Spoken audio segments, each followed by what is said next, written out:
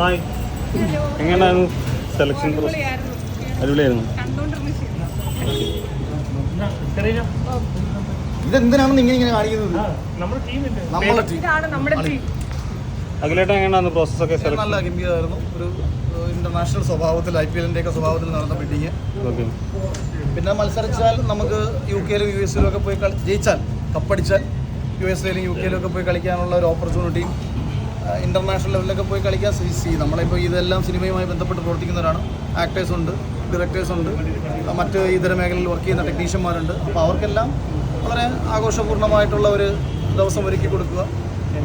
ഭയങ്കര മനോഹരമായി വന്നിട്ടുണ്ട്. അത് ഗംഭീരമായി തന്നെയാണ് CCF കണ്ടക്ട് ചെയ്തേക്കുന്നത്. അടുത്ത വർഷത്തെ CCL അതുകൊണ്ട് ചിലപ്പോൾ കുറച്ചും കൂടെ ജനങ്ങളിലേക്ക് എത്താൻ സാധ്യത. ചേട്ടൻ ടീമിന്റെ പ്രതീക്ഷകൾ എത്രത്തോളമാണ്? പ്രതീക്ഷകൾ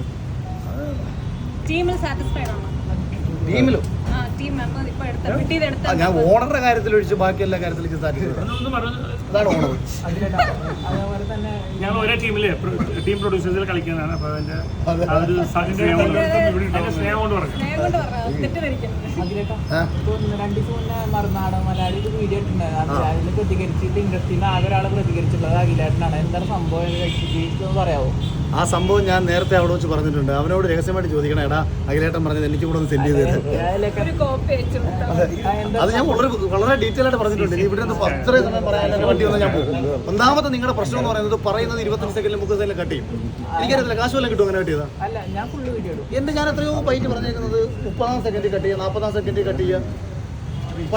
പണ്ടാരാണ്ട് പറഞ്ഞിട്ട് തമാശ രൂപേണ ഞാൻ കേട്ടിട്ടുണ്ട്. നമ്മളെ അദ്ദേഹം കരുണാകരൻ നമ്മുടെ BD ഷെട്ടി ഇന്ത്യയിലേക്ക് വരുന്നു. ഇന്ദിരാഗാന്ധി അവിടെ നിന്ന് ഇന്ദിരാഗാന്ധിക്ക് ഒപ്പമാണ് വരുന്നത്. ഇവിടെ കരുണാകരന് ഒരു കമ്പി വരുന്നു. ഇദ്ദേഹം ഒരു എമർജൻസി ആയിട്ട് വരുന്നില്ല എന്നുള്ളൊരു തീരുമാനം വരുന്നു. അത് അപ്പോൾ ന്യൂസ് പത്രക്കാരാണെങ്കിൽ ഇവരുള്ള ടീമുകൾ എഴുതി വിട്ടു. അവിടെ നിന്ന് ഇന്ദിരാഗാന്ധി വരുന്നു, ജെട്ടിയില്ലാതെ കരുണാകരന് കമ്പി ചെയ്യുന്നു. അല്ല, അതേ കണക്കുള്ള മര്യാദകൾ കാണിക്കുന്നമാരെ അല്ല ഇത് ഞാൻ തമാശ പറയുന്നത് പണ്ട് പത്രക്കാരെ കളിയാക്കുന്ന ഒരു കാര്യമാണിത്. കാര്യം എന്ന് വെച്ചാൽ ഒന്നുകിൽ ഒരാൾ പറയുന്നത് പൂർണ്ണമായിട്ട് പുറത്തു വിടുക, ഇല്ലെന്നുണ്ടെ ചോദിക്കാതിരിക്കുക. നിങ്ങൾ ഇൻഡിവിജ്വൽ അല്ല പറഞ്ഞത്, ഈ മേഖല.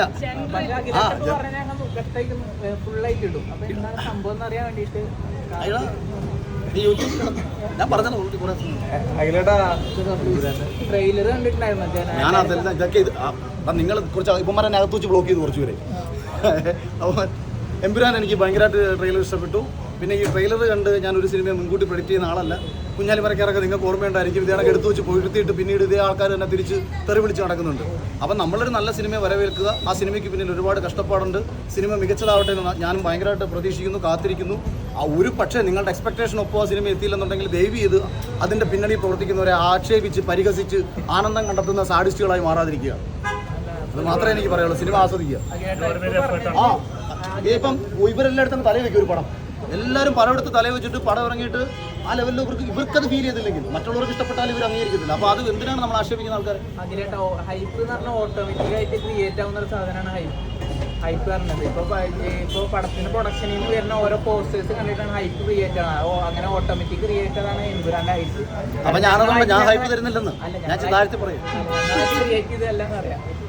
വണ്ടി വന്നു ഞാൻ പോട്ടെ. ഓക്കെ. അപ്പോൾ എമ്പുരാനിൽ പ്രതീക്ഷ ഉണ്ട് അഖിലേട്ടന്. ഞാൻ ഈ നാട് നന്നാവുന്ന കാര്യത്തെ പറ്റി ആലോചിച്ചിട്ടുണ്ട്.